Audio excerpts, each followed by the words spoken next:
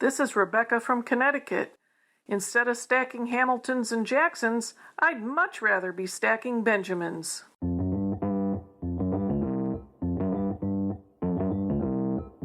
Live from Joe's mom's basement, it's the Stacking Benjamin Show.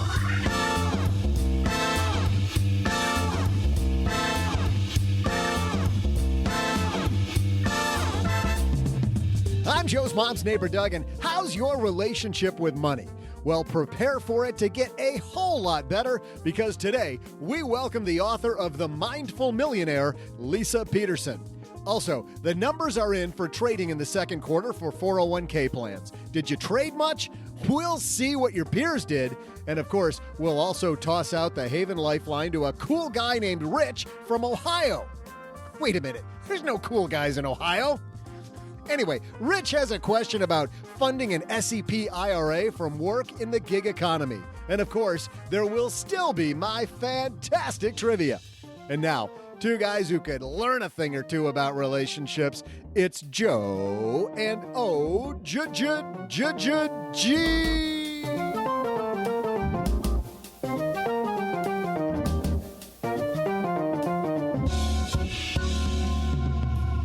don't know, man.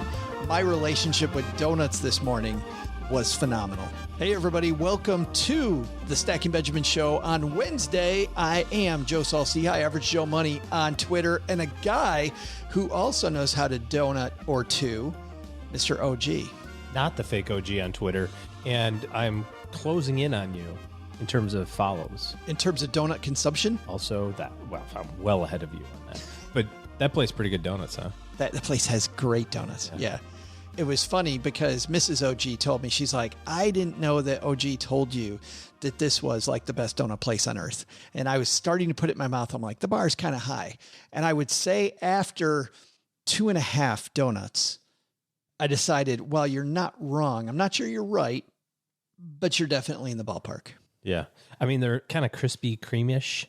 A little? Yeah, not quite so sugary. No, that's the best part. And they're just the right amount of dough. Oh, yeah, those light, fluffy ones. Cheryl likes cake donuts. I'm like, you must be a communist if you like cake donuts. Obviously. Sure. Hey, OG, if we want to hire somebody to go make some donuts for us, I bet they have somebody who does that on Fiverr. At least tells us how to make donuts. Can instruct us. Big thanks to Fiverr. I'm sure, by the way, that there are chefs on Fiverr. There's got to be. Or people who can write recipes on Fiverr. Thanks, Fiverr, for supporting Stacking Benjamins. Easy to find freelance talent for your business or product. Don't waste any more time. Get 10% off and the service you deserve by going to fiverr.com. Use code SB to tell them you're a stacker and you'll get 10% off. Hey, you're not getting 10% off this show, though. You're getting 100% of the show absolutely free. Leisa Peterson is back. She told probably, last time she was here, OG, remember, she told probably the most harrowing story we've ever had on this show about sitting in the doctor's waiting room. Yeah. We promise it's not going to be that harrowing today, but she's quite a storyteller. So we've got that. But first, we've got a couple headlines. So let's get rolling. Hello, darlings. And now it's time for your favorite part of the show, our Stacking Benjamin's headlines. Our first headline comes to us from napa-net.org. That's the National Association of Plan Advisors, the people who manage 401k plans, pension funds, that type of thing. This is written by Ted Godbout. Markets rebound, but here's the spoiler, OG. 401k participants not moved to trade. Ted writes, as the S&P 500 was posting its best quarterly performance in more than 2 decades, 401k investors were light traders, according to the Elite Solutions 401k Index. The firm reports in its second quarter 2020 observations there were only 6 days of above normal trading activity, a sharp decline from the 29 above normal days in the first quarter. Half of those days can be attributed to June, which saw a modest uptick in 401k trading activity with 3 days of above normal activity. A normal level, by the way, of relative transfer activities when the net daily movement of participants' balances as a percentage of total 401k balances within the index equals between 0.3 times and 1.5 times the average daily net activity of the preceding 12 months. Oh, what did I just say? I have no idea what I just said. We are all now dumber for having heard it. Holy cow. That was rough. TLDR, dude. At some point, they they decided how much normal trading activity was. But let's get to this. The TLDR. Too long, didn't read. The takeaway here, not a lot of trading going on in the second quarter. Good news or bad news?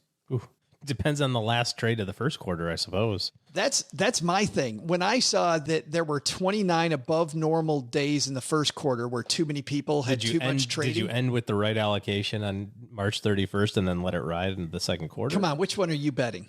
Oh, I already know the answer to this. So many people got out. It's all in cash and stable value. So many people got out. And now they're going to get their statements and go, whew, at least I made 2% last quarter.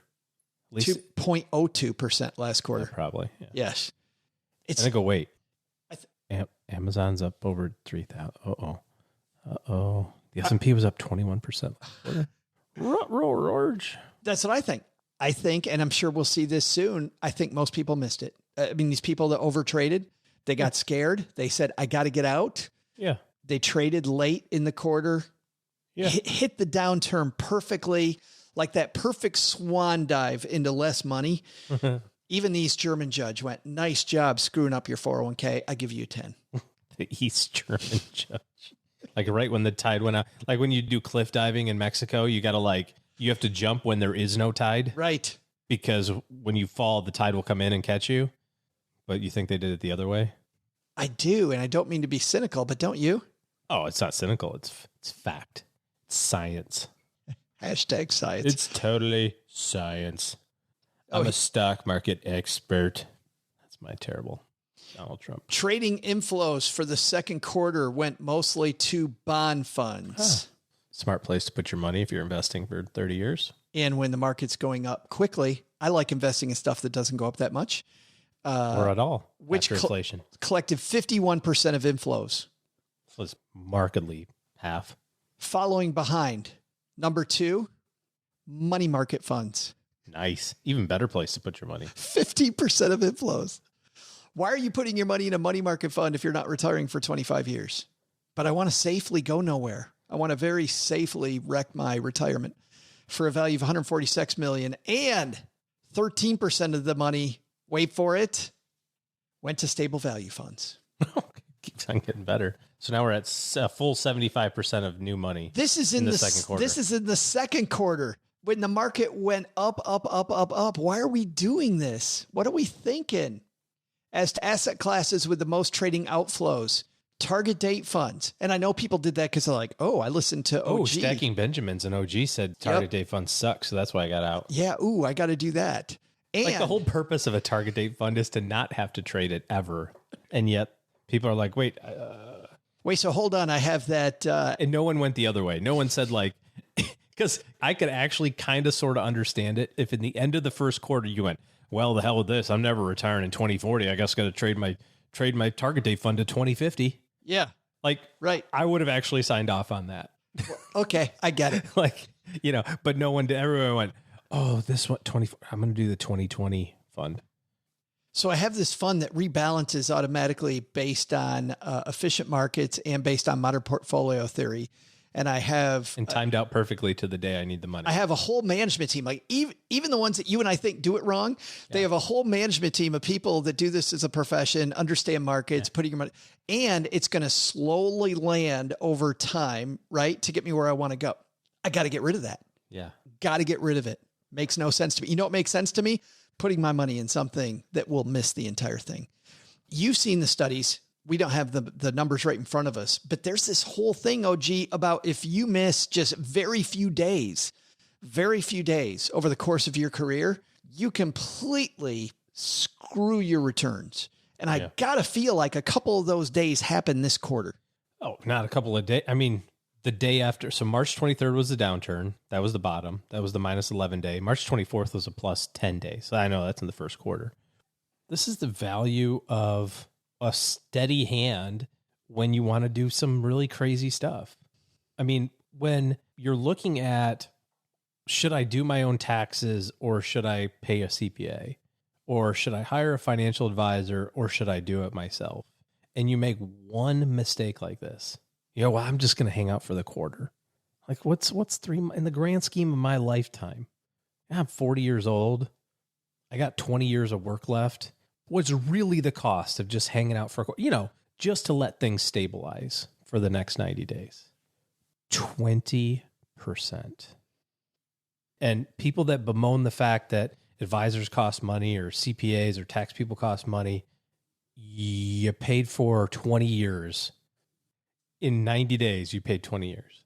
I'm laughing about all those memes about, I grew up in West Michigan in Redneckville. I'm just like the whole, hold my beer, watch me wreck this. Hold on, hold my beer. I'm trading out of my thing. Don't do this, guys. Please don't. Second headline comes to us from Investment News. I'm going to close that loop though. But okay. If you did, fix it. Like it is what it is now, right? You can't look back and say, oh, so now I got to wait for the market to crash again. Or I have to, nope. That's worse. That's worse. Nope. Money has to go in by nightfall. By nightfall, just go, I made the error. I'm fixing it.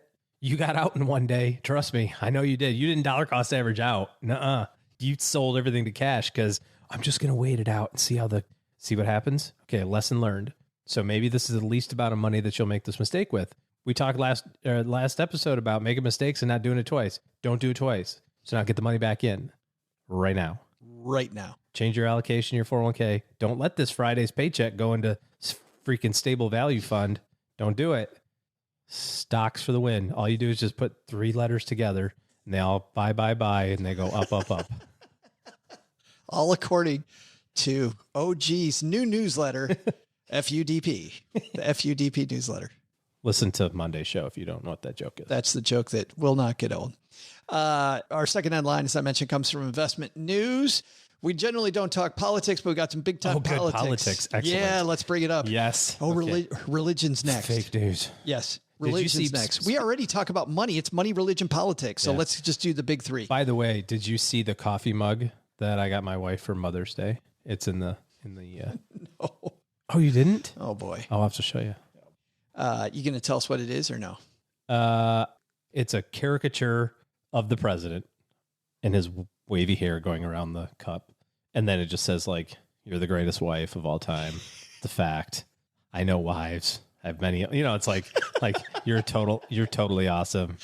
All other wives are terrible. You're the best. You're the best. That is. Yeah. Oh, that's great. So Mark Schaff Jr. Politics, let's do it. Writes this. Yes, because I think we should weigh in on this because this has been in the news a lot. And probably this week, OG, we're going to see things come to a head. A funding bill working its way through the House Appropriations Committee would prevent the Securities and Exchange Commission from completing work on a proposal to ease rules on private securities offerings. Have you seen this whole thing about the SEC? No. SEC. Well, let's just read. On Wednesday, a House Appropriations Subcommittee approved a bill that would increase the SEC's budget by $105 million for fiscal 2021. The bill contains a provision known as a rider that would prohibit the SEC from allocating any funds to implement the private market reform measure until it approves a 2013 proposal that would require the agency to collect more data about unregistered securities and potential investor harm from their sales. TLDR, dude. The TLDR on this, the Securities and Exchange Commission wants to make it easier to have private placement securities and things like hedge funds available in products inside of a 401k plan. So while they still haven't made it available for you and I to just go buy a hedge fund with our money as a choice in our thrift savings plan or whatever plan I have, it now would allow the internal vehicles like your target date fund could package it together, package a hedge fund in there and have it as part of the package. The SEC trying to bring that around, the House saying, not so fast. We need some more study. Yeah, sounds great. Let's make really complicated products available to the people who don't need them. Well, that's my thing. But man, your 401k is no place for a hedge fund. Just no place. I mean, almost it's never. Almost it's never. I don't want to say it's almost never. It almost never has a place. There we go. I got it eventually. It's lunchtime. Should it not though be available as a choice? Should it be a choice or should it not be a choice? Is it too predatory to put it in there as a choice? Yeah, absolutely. I mean, think of it this way. Look at the annuity conversation. Well, we had one of those before. Maybe one or two. You and I have said openly that there's a place for them. They are tools like any other financial tool. We say this about permanent life insurance. And by the way, not only are annuities tools, a lot of people selling annuities are tools.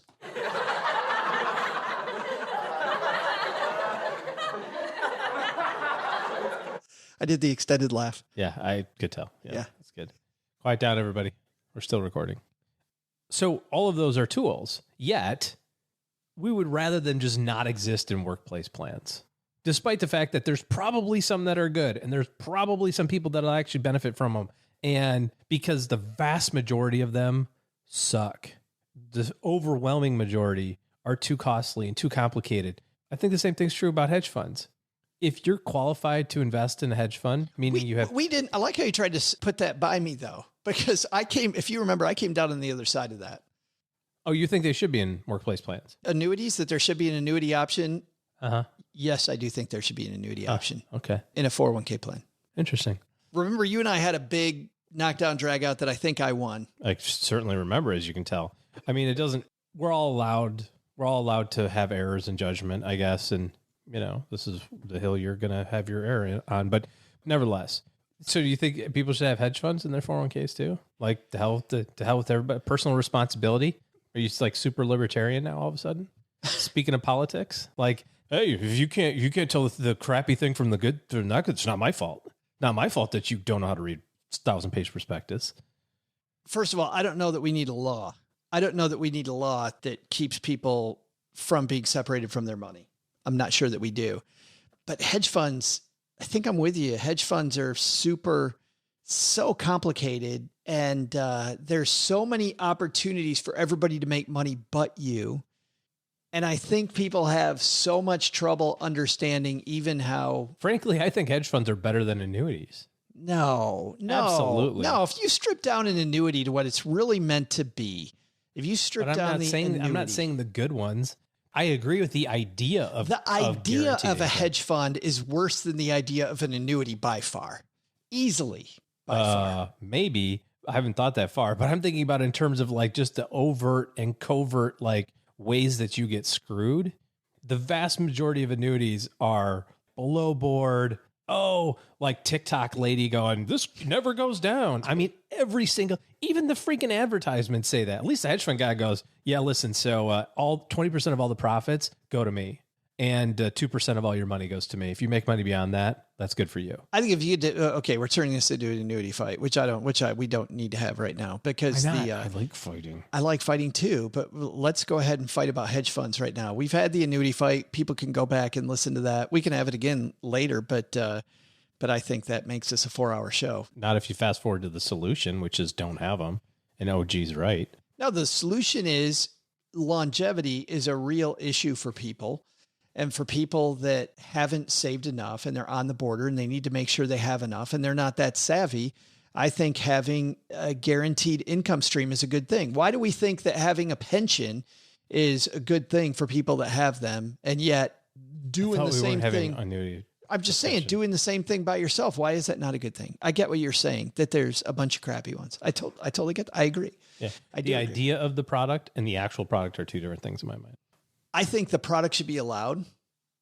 Maybe there needs to be handrails. Like if we're going that way with hedge funds, let's go that way with annuities too. Let's put some handrails on the thing. The problem I have with handrails though, we already have that with accredited investors. And you got to admit that accredited investor rules are crap. They're arbitrary.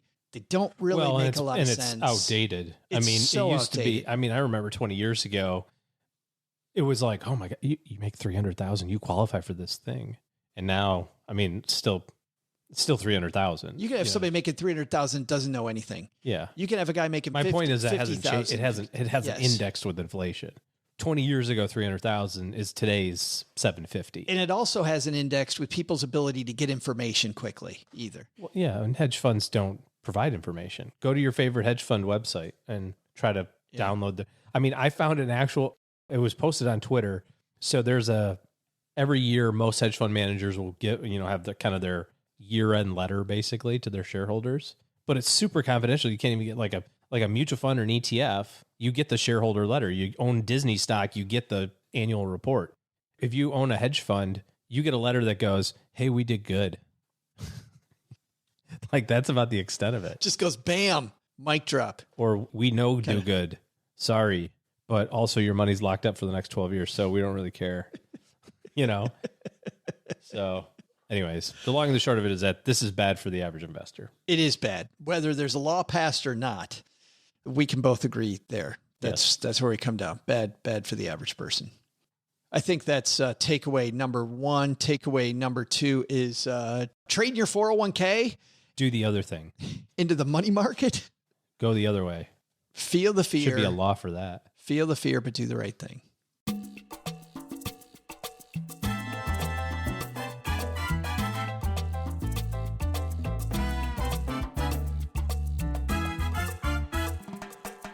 Leisa Peterson is an amazing person when it comes to money because, where a lot of people in the financial services industry want to talk about the nuts and bolts and the numbers. Leisa knows all the nuts and bolts and numbers. However, she has always been much more interested in the mindfulness of your money. And as you know, there are people, you and I were having this discussion about a guy who has... What does he have? A Ferrari and a Corvette and about 16 dogs. Mm-hmm. And if you're playing the game of chase more money and you've never asked yourself why, don't get me wrong, there's nothing wrong with chasing more money. But if you've done that and you've never really asked yourself why, I think Leisa Peterson's a great person to talk to because not only making money, but making good use of your money. I think that's a good 1-2 punch. Let's say hi to Miss Mindful Millionaire herself, Leisa Peterson.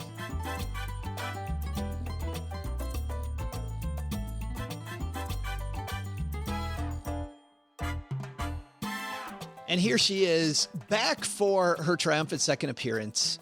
Leisa Peterson's with us. How are you? I am really good, all considering. I feel like you're that person that I should talk to more, and I don't talk to nearly enough. Aw, likewise. I'm so excited to be here. I'm glad you're here. So I got to tell you, when I have a dream, it often is that I am going to work and I'm in my pajamas. But then I realize that because I work in my mom's basement, that's completely acceptable. But you have in your new book, you've got this dream sequence where you've got like all these beautiful people around. Like you have the most whacked out dreams. Do you have dreams like this all the time? Not normally. I was like, they were entertaining. Yeah. Oh my gosh. This That's was so funny. Oddly specific dream. You mind telling everybody about this dream? Yes. A little backstory to it. There was a concept. I am a brand new writer, right? I haven't written a book like this before. So there was a concept that I wanted to teach in the book. And my writing skills were not up for being able to write about this thing. Like I was like weeks and weeks and weeks thinking about what I wanted to say and then having no idea how to say it. And it literally came through this dream. And then that's what got put into the book. And I was like, oh, there it is. When the next morning when I woke up, I was trying to tell my husband I couldn't figure still how to do it. And then you know how dreams just pop out of nowhere?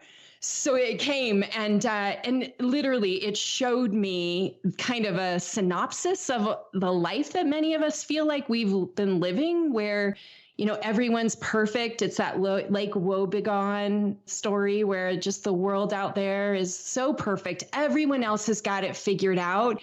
And you're the one standing there going, I'm an imposter. This isn't really working for me. I don't, feel like I'm all that talented and so the story was that I literally got brought into almost like a timeshare sales pitch.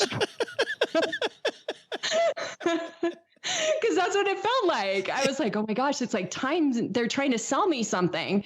And these people at this party were gorgeous and perfect and wonderful. And then all of a sudden they clear out and this man and woman come in and they start telling me like, well, at first they said, do you want to be like everybody else? And I was like, yeah, they're really cool people. And then they were like, okay, well, it's only going to cost you like $1 million and we can help you. And I was like, what? And then that's why it became like a timeshare, because they looked at each other and they're like, we're not going to be able to get her to pay $1 million to like have her life be incredible. How much is she going to pay? And they kept coming down in price. And what it did was it opened the door for this understanding of how we all kind of get caught in this game of like better, bigger, more, and we get lost inside of it. And we think that because we don't have everything perfect, we aren't this incredible source of perfection inside. And so the message in that story was that we have a lot more potential than we realize, and it isn't just about the money. That is the most messed up dream.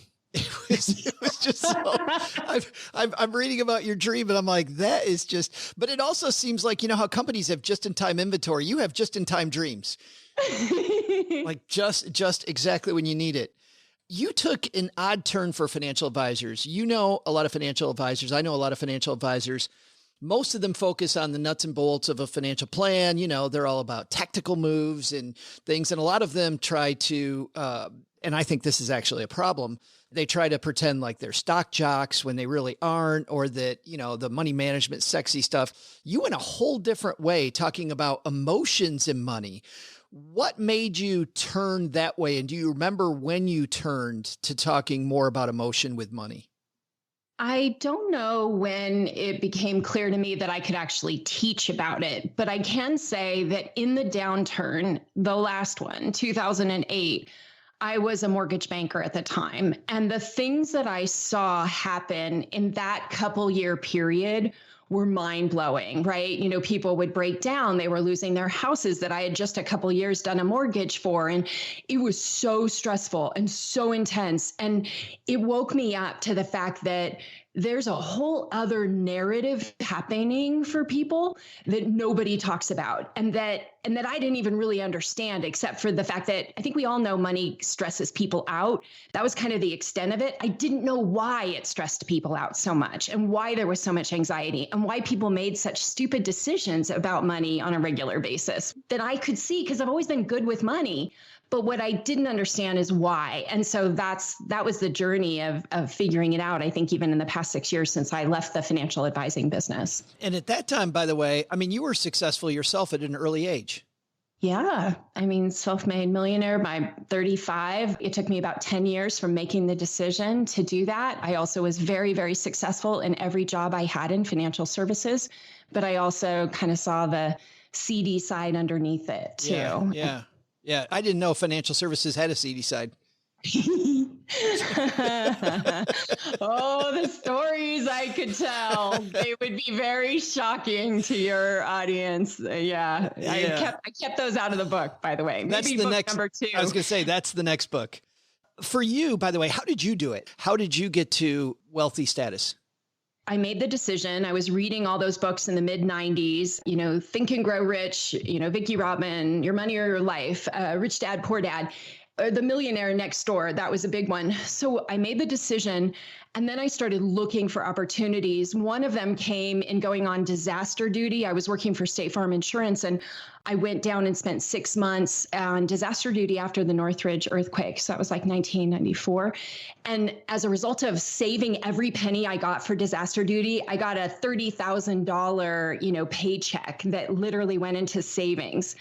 And then a few years later, when I got recruited to a big bank, I did the same thing again. I was like, they're going to pay me a per diem. I knew how this worked. Like, I was like, I can bank a lot of money and they're going to help us buy a house. And I like literally figured out how to buy a home in Walnut Creek by just scrapping it all together and pulling the money. And then the next one was 2 years after the Walnut Creek purchase of the home.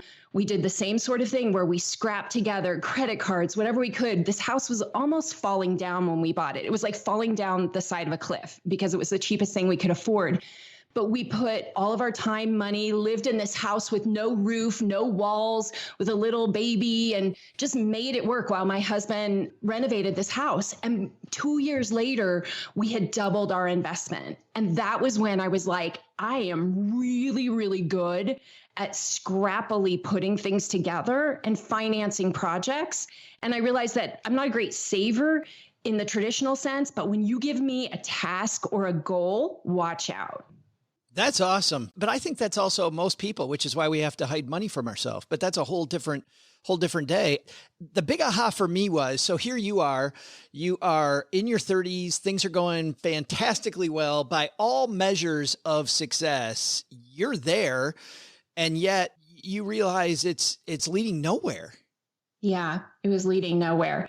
Well, I had, like the last episode that we talked about, I had several tragedies occur, and they woke me up to the fact that I had placed money as like a god in my life, and that wasn't serving me. And I needed to make some big changes. And it wasn't going to be the industry or working in that business that was going to help me make the changes I needed to make. I had to kind of break into two parts. I had my professional Leisa, and then I had this mindfulness obsessed spiritual teaching person that would go on retreats. And I just played them out completely separate until I started this business. And I was like, oh, I could actually do both now. I can bring them together. And even though back then, I remember when we first met, this is going back 2014, I was like a weirdo, even in the FinCon circles, because I just was like talking about stuff, and I could just see, just like in the industry, people's eyes would roll, back and be like, I don't know what she's talking about, but you go, girl.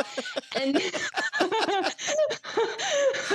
and now the world has caught up with me. How's that? Yeah. Yeah. So you did get pushback. Oh, yeah. Nobody understood. I didn't even understand. Yeah. But and it seems weird when you get that kind of pushback that you would still push forward on a business. I think that's fantastic. I found those people that were like my people that were like, oh, this is really good. I'm interested. Thank God they showed up, because all you need is a few people and a crazy idea. And the next thing you know, you got a book. I had a woman who was a mentor of mine, Lisa, her name's Katana, who told me early in my financial planning career, she said that you will find people who are like you will attract them, and you will repel people who aren't like you. And that was completely true. By the time I sold my business, my clients were people, maybe they didn't look like me or sound like me, but we had the same general life outlook. We had the same thing. And you're saying that was the case for your business as well. Yeah, I had to find people that were interested in self-exploration, and they were willing to give me enough time to hear me out about the fact that money was actually a great proxy for this inner work. That was the part that wasn't easy. Like, I kept saying it over and over again, and I'd learn how to say it differently, because people don't think about money as being a great teacher in this way. Let's dive into that a little bit about being a mindful millionaire. Tell me what a scarcity mindset is.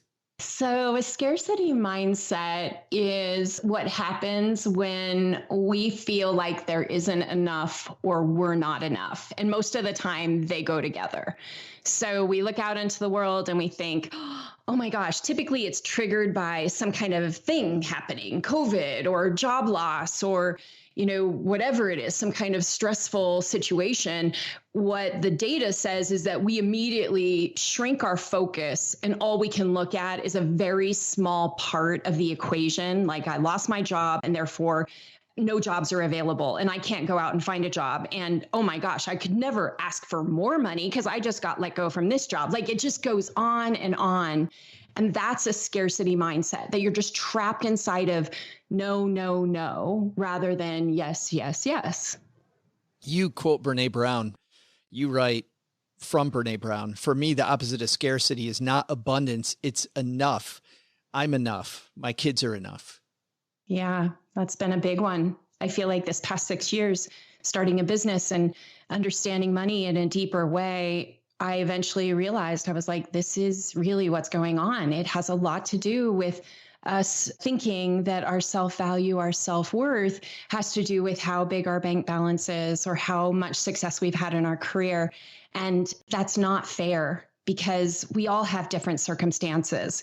And in fact, when we believe that, then we shortchange ourselves in so many ways. That's what I think, here in this life to help people with, is to figure it out for myself, that this isn't about our worth. Our worth is unquestionable. It's always there, and we get to give ourselves permission for that. We don't have to wait for money to be doing that or our career to do that. And the funny thing is that when we move past this, just from a mindset transformation, we start to go out into the world and we do things differently from a place of empowerment rather than restriction. It's funny you say that. Right now, I just went through a period where we sold most of our stuff. You went through that same thing. And I feel like for a lot of people, stuff equals status. And it was weird changing my mindset to the point that that was actually cool. And I still kind of find that strange that 10 years after I transitioned over to financial media, that I've interviewed so many people like you that now it seems second nature that, yeah, of course I get rid of my stuff. But as you know, most of society out there is saying, you sold all your stuff? I mean, when you sold all your stuff, how did you feel? It was like the coolest thing ever. We got down to 3 suitcases for a year. And well, funny story, there was a little bit more actually that I sent with us to Hawaii. And well, I brought it with us to Hawaii when we moved there. And then I was like, oh my gosh, I'm still attached to stuff. And I sent this box that cost like $100 for this little teeny box, of stuff. It was just like, this is a perfect example of how you can get so attached to things that you don't need, and it costs you more to get rid of them or something. Isn't that funny? It's so wild. We all have a mindset. Early on in the book, you talk about mindset and about we have these beliefs, right? And these beliefs come from all different places. And I guess that's the first place to start, I would imagine, Leisa, is actually sitting down and exploring, why the hell do I have the beliefs that I have? It's really important. And even in that chapter, I tried to keep it more simple, but each and every point, I have these clouds that sort of show you all the ways that the beliefs come. And each one of those you could go deep into, like something like ancestral belief systems, where your parents didn't live through the Depression, but their parents did. And even that happening way back then is like being passed on in these very subtle ways, so that here we find ourselves in this situation. And some people are more triggered than others because of all the stuff that's been passed through the family to this moment in time. And we don't realize sometimes that they're even there until something triggers it. Yeah. But believe me, when that gets triggered, that's all that you can think about. Well, it's funny because we talk about this with politics, right? People regionally have different political beliefs. People based on what they're, I'm from West Michigan.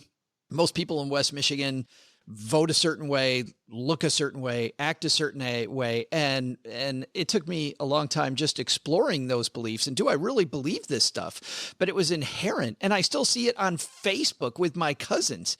Like I have this one cousin, and whenever she posts on Facebook, I'm like, this is your mom posting, right? This is not even you posting. But let's go through some of the money beliefs that people have. Because I wrote down a few of them, and they're very small. But if you have some examples of like some beliefs that you see that we should dig into and ask about, what would those be?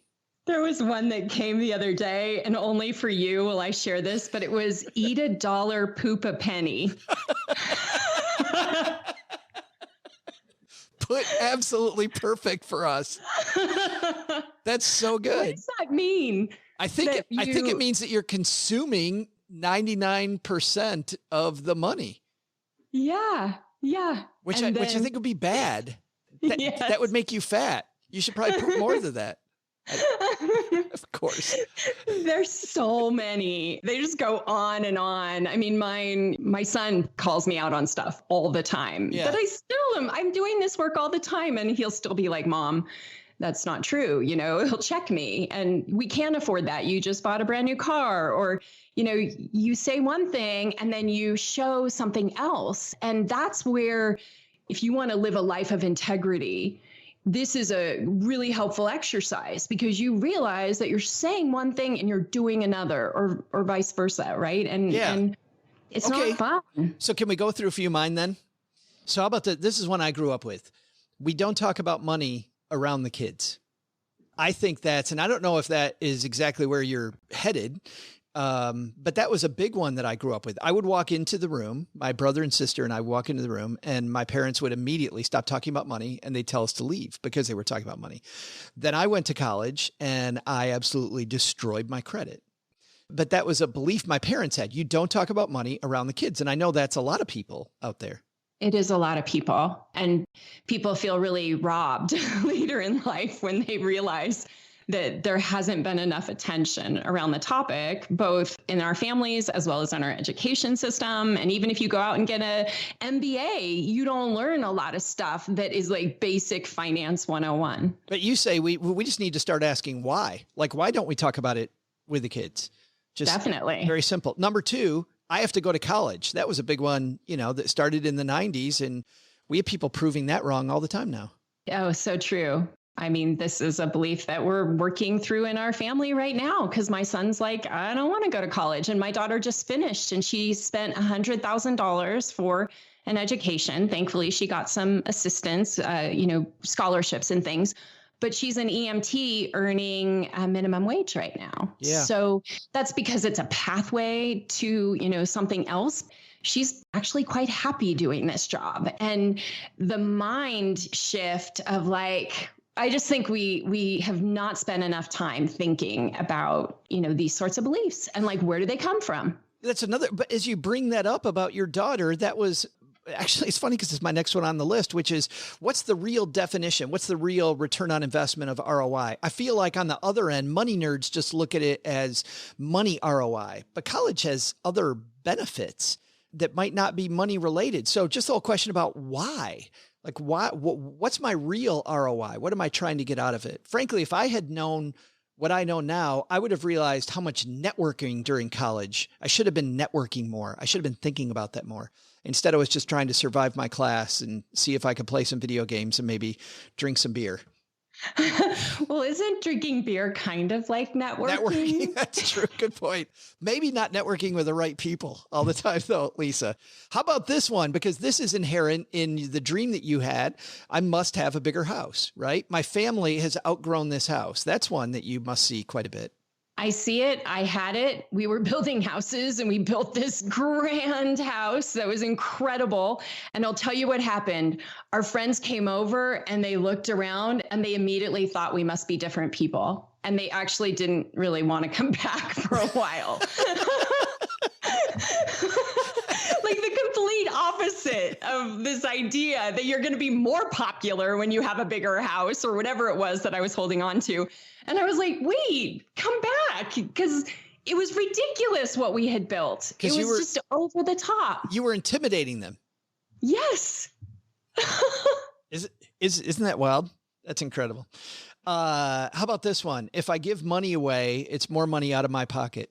Oh, yeah, that's a big one. I think especially right now, because a lot of people could really benefit from our generosity. So yeah, if someone else gets it, I lose out. And this is pretty much a very deep rooted, some people have it, some people don't, just like all of these beliefs, but it's real. And it's something that's helpful to look at, because the idea, I think anyone who's given a lot of money away will probably come back and say to you, every time I gave money away, I saw it come back in spades. It was such a change. It was such a change for me. I was that person. It was such a change. And having that aha was a huge change in my life. Yeah, it's beautiful. I think we're being tested in a lot of different ways right now. And even this, I talk a lot about just cooperation and, connection and supporting each other. And like, we have come in a culture that's very rugged individualism. And I think that's being called into question, because some of the problems that we're dealing with right now cannot be solved inside of that belief structure, that it's better to be an individual and separate, when in reality, we are not very separate when we live in a society together. We're totally interdependent. We're like a petri dish. That's what I feel like right now. Whenever I'm on an airplane, like, this is an airplane, this is a petri dish. You have lots of exercises as you go through 8 steps to becoming a mindful millionaire. I just like to go over one before we go, which is you write this: take a piece of paper and draw a line down the middle. On the left side, write the words "in my comfort zone." And on the right side, write the words "outside of my comfort zone." Now write down in each column the things that are in or outside your comfort zone when it comes to money. You may also choose to write about feelings you're not comfortable expressing when it comes to money. This helps to notice exactly where you are today. Why do we do that exercise? First of all, what is that exercise doing? So exercise is awakening all these areas that we kind of the whole idea of asking questions is to open up inquiry in little pockets of our mind that we haven't paid attention to. So I love that picture that we probably all seen where it's like these things are in your comfort zone and then these things are outside of your comfort zone, and we see it and we like, oh yeah, I get it. And then we never actually take the time to apply it to our lives to see that there are some things that we are like, I just don't go there.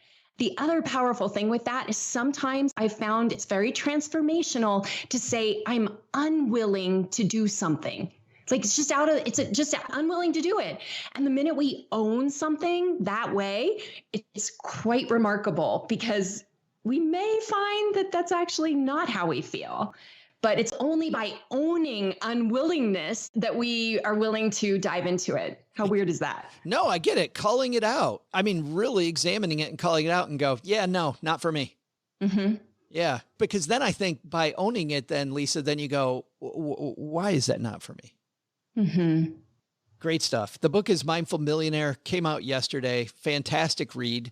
I had a ton of fun going through the book. And what I like is you start big picture and then you work into specific tactics, where I think most books, you talk about reading the books in the 90s. You read all the big books in the 90s and still didn't get where you wanted to go.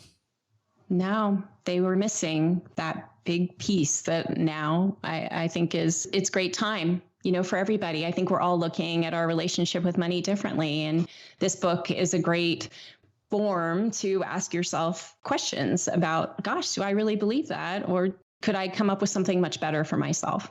What did you discover about you as you were writing the book? That I thought it was all about the money and realized that no, it was about this journey to understanding this value that we have as human beings. I don't totally think I knew starting on the journey that that's where it was going to take me. On the journey of writing the book, that's where it was going to take you. Yeah, I had no idea. Oh, that's really cool. That's a whole different psychiatric session. Leisa, thanks for hanging out with us. By the way, everybody, we'll have a link to Mindful Millionaire on our show notes page at stackingbenjamins.com. Great talking to you again, Leisa.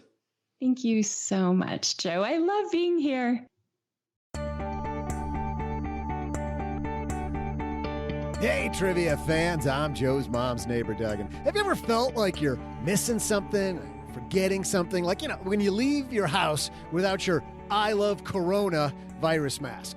The beer, talking about the beer, not the virus. I don't love the virus, but, today's one of those days. I just keep thinking, like, what is it about today, July 15th? July 15th. It's nothing special today, right? I mean, I'm just going to Bing this just to be sure. So let me see here.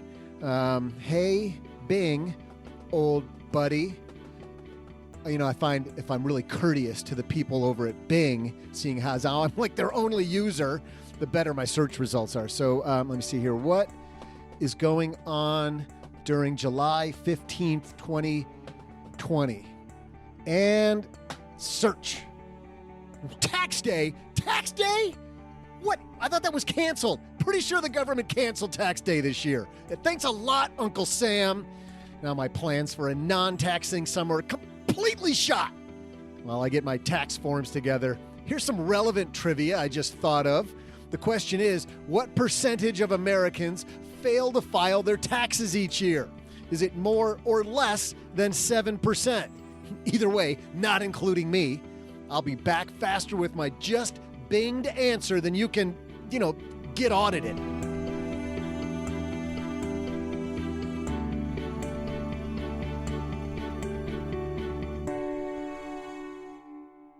We talked about these guys on Monday, OG, all of these fantastic professionals out there. And often people ask me, so where do I find good professionals to work for me? How do I find it? Where's that community? Matt Ridley on Monday talked about how important for innovation community is. What if, just going to pose a question, what if there were a community of creators you could go and you could very easily seek for somebody to plug into your project and you knew it was going to probably be done right? You knew what the price was going to be, what the outcome looked like ahead of time. What do you think about that? I would charge like $5 for that. Well, it's unbelievable. Sadly, somebody got there before you, because when you want to find on-demand talent, you want to know how much it costs, be certain if they're deliver, you head to a place called, wait for it, Fiverr. Oh, unbelievable. Fiverr's platform helps keep businesses moving with the network of trusted freelance talent. I will say this, I don't think it's been a long time since I paid $5 on Fiverr. Oh no. Yeah. It's not $5. Yeah. I've not done that before. Maybe I have, but it's been a while. But it's not much. It is not much. And you know exactly what you're getting, which has been amazing. Whether you're launching your first business, you're scaling your current business, or in need of extra support to complete a project, Fiverr's here to help you evolve, adapt, and grow. Fiverr connects businesses with freelancers who offer hundreds of digital services, including graphic design, copywriting, web programming, film editing, and more. Find what you're looking for instantly. Search by service, deadline, price reviews, and more. You know exactly what you're paying for up front. No negotiating needed, and it's quality talent you can count on. We've had great times. If you've ever heard our Stacking Benjamins advertisements on this show, most of the people that appear in those advertisements, talent we found on Fiverr. Check out Fiverr.com today, and you'll get 10% off your first order because you're a stacker by using code SB. It's super easy. Find all the digital services you need in one place, Fiverr.com. That's code SB. Again, Fiverr.com, code SB. Summer's here, and it's time to enjoy the season. That means it's time to feed your yard with Scott's. It's easy to help your lawn stand up to summer's wear and tear, to keep it lush and green and help prevent those brown spots. It's time to get outside and enjoy every day. And Scott's has got you covered, because even though this summer may feel different, the best things never change. So let's get to it. It's time to enjoy your yard. Scott's. It's good out here.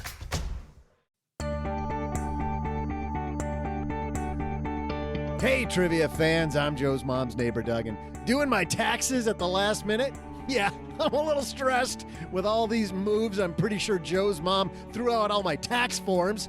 Hey, Ma, where's my W-2? Uncle Sam says he needs something called a W-2 and a 1099 and W-2, W-4, 1098s. Hike? Hot hike? How many numbers that are you going to have when a guy like me has so little money? No wonder why millions of Americans just don't bother to file their taxes each year. Which brings us to today's trivia answer. The question was, what percentage of Americans fail to file their taxes every year? Is it more or less than 7%? So you got a 50-50 shot at this, people. Speaking of more numbers, you might be surprised to learn, as I was 4 minutes ago, to learn that about 7 million U.S. taxpayers fail to file required income tax returns each year. We asked whether it was more or less than 7%, right? Not 7 million, 7%, which if I carry the 1, divide by, that means about 5% of Americans fail to meet their obligations to Uncle Sam. Not me, though. Time to get moving, because I am nothing if not a rule follower. See ya! Well, you are a little cynical. You thought it was above 7%. Yeah, usually I'm a lot cynical, so that's a little bit better. Hey, let's throw out the Haven Lifeline, OG. We're going to tackle some of life's most important questions. Our friends at Haven Life Insurance Agency, they put what you value first. Maybe filing your taxes on time. Tacos. Tacos. That's the big thing for July 15th is tacos. Yeah, Taco Wednesday. Taco Wednesday. Taco Tax Filing Wednesday. It goes right after Taco Tuesday. It's the leftovers of Taco Tuesday. It is delicious. It's your loved ones in your time with tacos. And that's why they've made buying quality term life insurance simple. Head to stackingbenjamins.com/Haven Life now for a free quote. Today, we're saying hello to Rich. Say hi, Rich. Hello, this is Rich from Ohio. I was wondering, now that the gig economy has taken off during the pandemic, am I allowed to open a SEP IRA if I'm already contributing to a 401k plan for my full-time work? I'm looking for a part-time job, but also would like to save some extra money into retirement as well. Thanks, and my shirt size is a medium. Medium. I'm going to get a shirt that says, "Let's taco about it." I wonder if Brad can make one of those for us. I bet he could. Stacking Benjamin's voicemail, the Haven Lifeline. Taco about it. The Haven Lifeline. Let's taco about it. Oh, that's good. I think we have something there. TM. Say TM. TM, sorry. Yeah. So you see somebody did that on Twitter? They took my thing. I did see that. It was awesome. It was so funny. Hey, so Rich, even though he's from Ohio, he's got a great question. Yeah. Which is... Can I double dip? Yeah. Can I do the dub dip? That's dip and double. Oh, thanks for the double dip. Yeah, you can and should, as a matter of fact. But one quick thing just to know, there is a maximum. Between all different Between plans. all the different things. Yeah. So you can't double dip in 401k and 401k. You're still limited to the top. You can't double dip in 403b and 401k. Still going to be limited to that 19.5. But if you had a 401k and a SEP, you can do that. What you'll want to do is make sure that you get with a CPA, because the difference between a 401k contribution and a SEP is that technically a 401k contribution is employee money going in, whereas a SEP is technically employer money. And you don't think of it that way because you're like, well, I'm the employer, I'm the employee, what does it matter? Well, it matters about who's doing the contribution. That's why you can double dip, but you're still limited to a maximum amount. And the great thing about a SEP is that you don't have to put the money in right now. You can set it aside, say, okay, I'm going to, I make $1,000 a month. I want to put away half of that for my retirement. Just put it away when you go to file your taxes next year. When you start doing your 2020 taxes, engage a CPA or a tax professional and say, hey, I want to max out all of my contributions. And then you have until the tax filing deadline to put those contributions in. So you don't have to do it today. You don't have to do it in 2020. I get maybe you want to for, dollar cost average purposes or whatever, but if you're not sure how much you can do or how much you want to do or whatever, you can wait until you file your taxes next year and get the right number. The downside of putting too much money in this year and then finding out in April of next year that it's kind of a mess to get it out. So thanks for the question, Rich. If you've got a question for us, no need to leave us your shirt size, but we are going to give Rich a t-shirt for being brave enough to ask a question, being brave enough to tell OG these from Ohio. That's true. And still ask the question. So nice job, Rich. If you've got a question, though, we're going to send you a Greatest Money Show on Earth t-shirt about what a circus it is here in Mom's basement. Head to stackingbenjamins.com/voicemail, and you can be like Rich. Hey, that's going to do it for today. A lot of people to thank. We're going to let Doug handle that. We do want to say, though, big thanks to everybody who's left us a review of this show. Mom's very proud of those and puts those on the refrigerator. And big thanks for all of you who've taken a minute to do that. Also, for those of you who are very worried about your financial planning and just listening to two guys on microphones isn't going to do it, you need better help in your corner. You know what? OG and his team are taking new clients. Head to stackingbenjamins.com/OG for more on that. All right. That's going to do it for today. Doug, you got it from here, man. What should we have learned today? So what should we have learned today? First, take a lesson from our headlines. Trading a lot in your 401k to avoid all the volatility? Well, stop it. And why would you use a stable value fund if your goal is long-term? If that's you, it's time to do some homework on investments that meet the right time frame. Second, take a lesson from Leisa Peterson.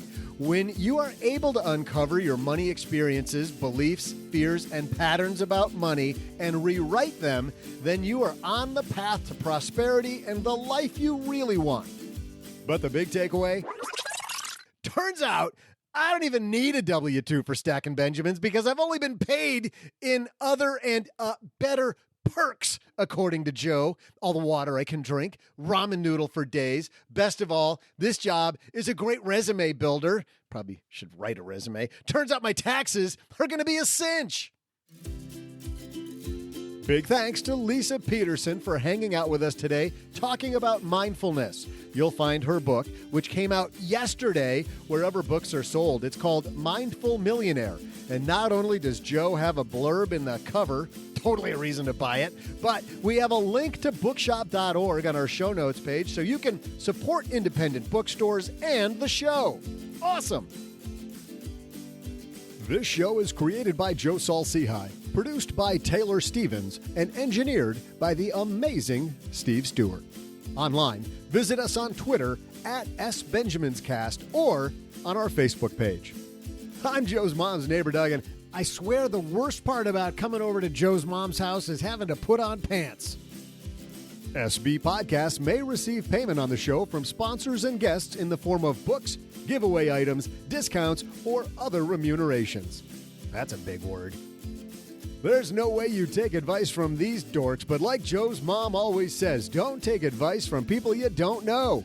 This show is for entertainment purposes only, and before making any financial decisions, consult with a real financial advisor.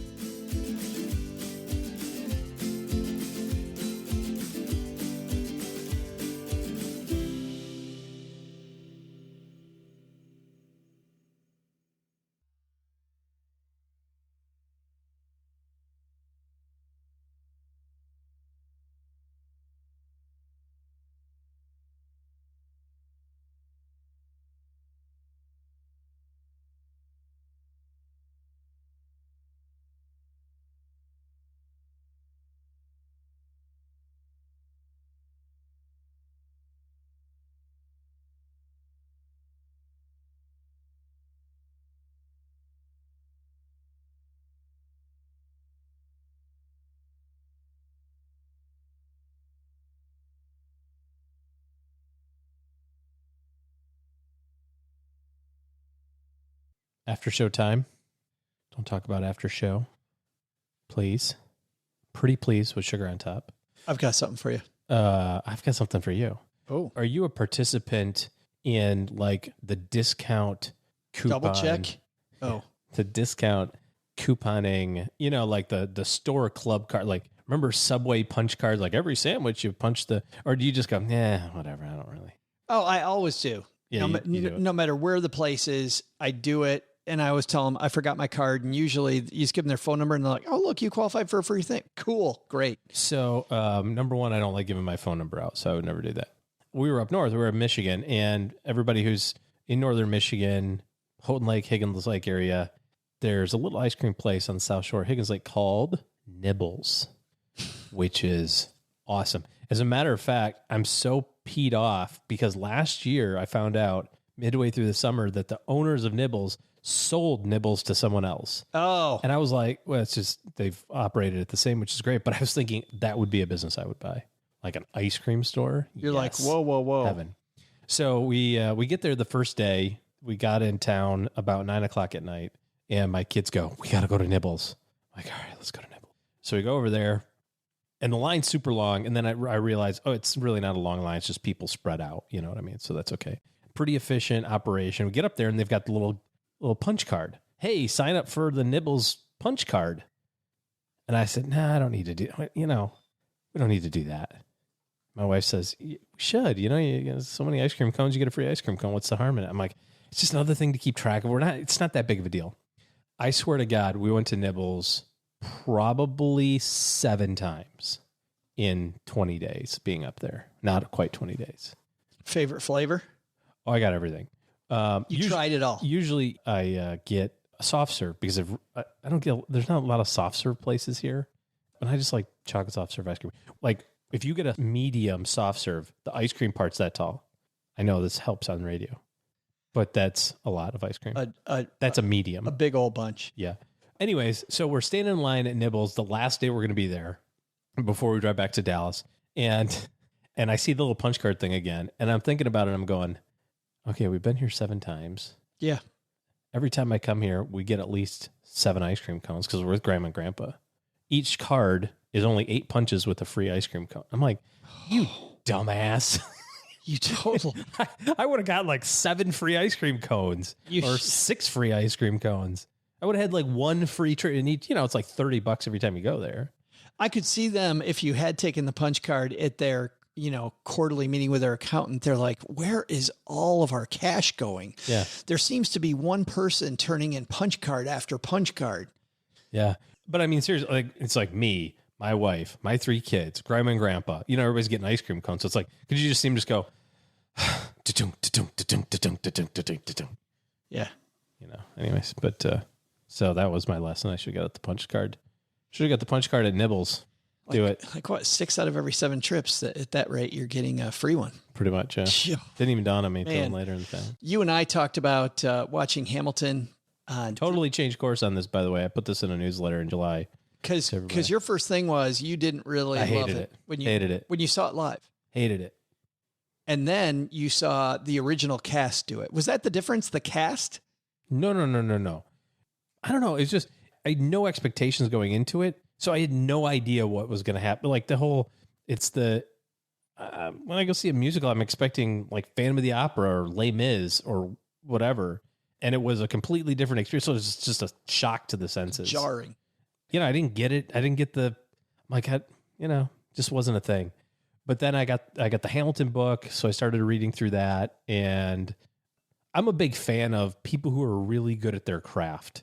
And so I happened to see a lot of stuff on Lin-Manuel Miranda and just reading the book. And like, I'm seeing a paragraph. I go, oh, they talk about this in the thing. And then I went, okay, I'm going to listen to the show again, listen to that soundtrack again. I'll listen. And you go, okay, he took this paragraph. It's amazing. And turned it into this, 4-minute story with 10 people singing and rapping and, like the whole thing. And you go, okay, that's pretty freaking good. Like that dude's talented. And so I more respect the like insane ability, like the expertise of that ability than the actual, not content, but I look at it from the critical eye, basically a person who is in his case, just an expert at his craft. I'm amazed by and watching him work. Me too. And then, yeah, he happens to star in his own show, but he didn't star in Moana. No, he wrote but Moana too. But just all of it, I thought that the history was interesting. I'll tell you what I came at it with, and you filled me in on. I told you what really brought me on was I've tried to watch musicals from my sofa. And Cheryl made me sit through Oklahoma a couple months ago, and it was pretty good. And it was Hugh Jackman as the lead, but sometimes the camera kind of took me out of it. Like you realize that you were almost an interloper. Like I would have rather been in the theater instead of watching. In this case, man, it was shot well. I felt like I just had a front row, great seat for this performance. I could watch the guy playing George Washington. You're talking about on Disney. Sweat. And the Disney Plus version, because that's all I've seen. I've never seen it live. I watched, the guy playing the king. You could see when he do his da-da-da-da, you'd see the little spit coming out of his mouth, right? I mean, it was so clear. It was I felt so front row, like I was in the middle of it. Never once did I feel like I would have had a better experience in the theater. I felt like I was watching NFL football, where I feel like when I'm at home, I'm actually watching the game better. Even though, don't get me wrong, I'd rather be in the stadium. Too bad. Never again. Yeah, not happening. But the best seat in the house is always on TV. Yeah. I felt like that was, I felt like that was the case. I feel like there's better seats than on TV. That's, anyway, we can debate football seats later. But anyway, maybe not seats per se. You were telling me. You're not even taking it. You're just letting it go. I'm trying to let you let it go. Thank you. Thank you. I know what you're doing. But you know what I mean. I do know it. I may or may not know what you mean. I can neither confirm nor deny. My seats are the best. That I know what you're doing. Your seats are the best. Not so much a seat. However, when we talk about this, you explain to me why it looks so good. Mm-hmm. Where'd you get that information? I made it up. Does it sound good? Did you really? No.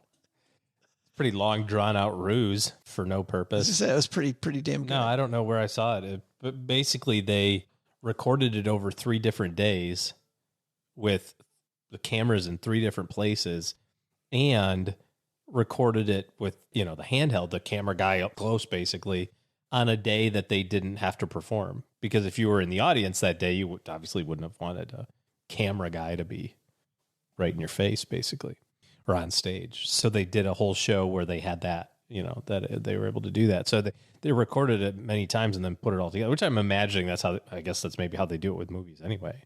That's record great. the scene a couple of different times. But yeah, I mean, it's a really cool story. I think would they say Disney had 75 million app downloads on July 3rd? New subscribers? New downloads of the app. Okay. Which I can only imagine would turn into subscribers. So big day for Disney. You don't get to say that often. Big day for I'm just kidding. I know. A little old company.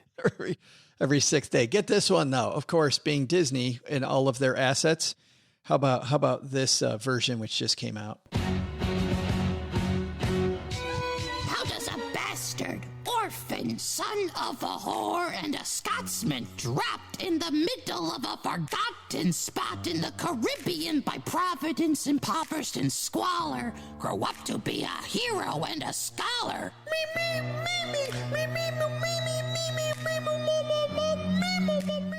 We could actually play. It's on YouTube. So I'm sure we're going to get busted. YouTube's going to go. That was copyrighted material. However, that is Hamilton, a Muppet musical, which you can find on YouTube. Hour and 12 minutes of the.